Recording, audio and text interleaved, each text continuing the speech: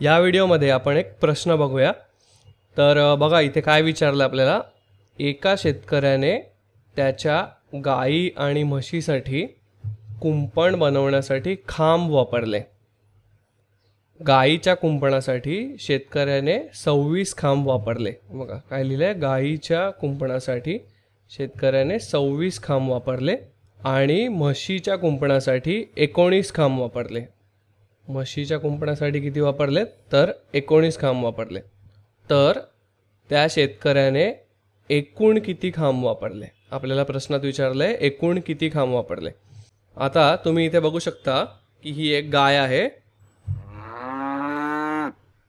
हां, ही एक गाय आहे आणि या गायीसाठी शेतकऱ्याने किती खांब वापरलेत, तर 26 खांब वापरलेत। म्हणजे आपण इथे बघूया की हा पहिला खांब आहे आणि या पहिल्या खांबापासून ते हा शेवटचा खांब, म्हणजे आपण इथे लिहून घेऊया की हे एकूण किती खांब आहेत, तर हे एकूण खांब आहेत 26। आणि पुढे काय विचारलं आपल्याला की म्हशीच्या कुंपणासाठी किती खांब वापरलेत, तर 19। आणि तुम्ही इथे ही म्हैस आणि म्हशीचं कुंपण बघू शकता।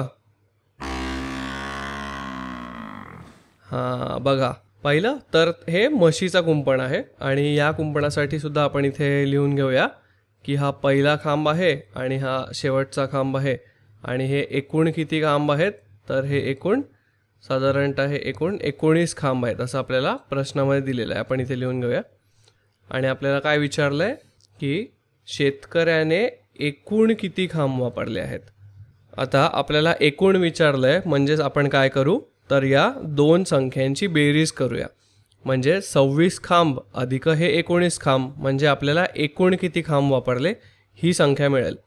आणि जर आपल्याला प्रश्नात असं विचारलं असतं की गाईच्या कुंपणापेक्षा म्हशीच्या कुंपणामध्ये किती खांब कमी वापरलेत किंवा म्हशीच्या कुंपणापेक्षा गाईच्या कुंपणात किती खांब जास्त वापरलेत किंवा या दोन खांबांमधला फरक काय आहे, म्हणजे 26 आणि 19 यामधला फरक काय आहे, तर अशा प्रकारे जर प्रश्न आपल्याला विचारला असता तर आपण तेव्हा वजाबाकी केली असती।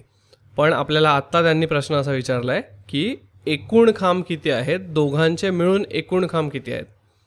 तर आपण इथे लिहून घेऊया की आपल्या गाईच्या कुंपणामध्ये आहेत 26 खांब, आपण इथे 26 ही संख्या लिहून घेऊया आणि म्हशीच्या कुंपणामध्ये आहेत 19 खांब, म्हणून आपण इथे 19 ही संख्या लिहून घेऊया।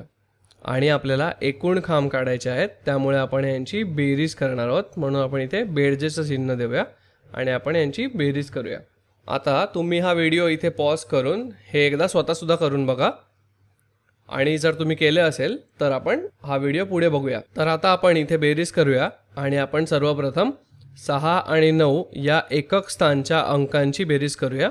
6 अधिक 9 किंवा 9 अधिक 6 म्हणजे किती, तर ते म्हणजे होतात 15 आणि आपण 15 इथे बाजूला लिहून घेऊया।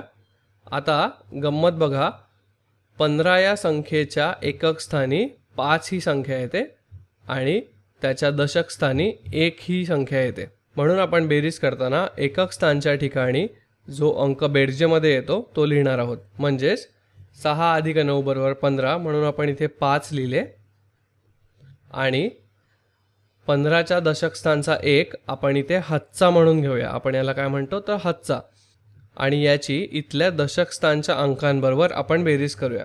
म्हणजेच 1 अधिक हे 2 किती, 3 अधिक हा 1 म्हणजे 4। म्हणजेच इथे आपल्याला 26 अधिक 19 बरोबर 45 हे उत्तर मिळालेलं आहे। आणि याचा अर्थ काय, तर शेतकऱ्याने एकूण किती खांब वापरले याची संख्या आपल्याला 45 इतकी मिळालेली आहे।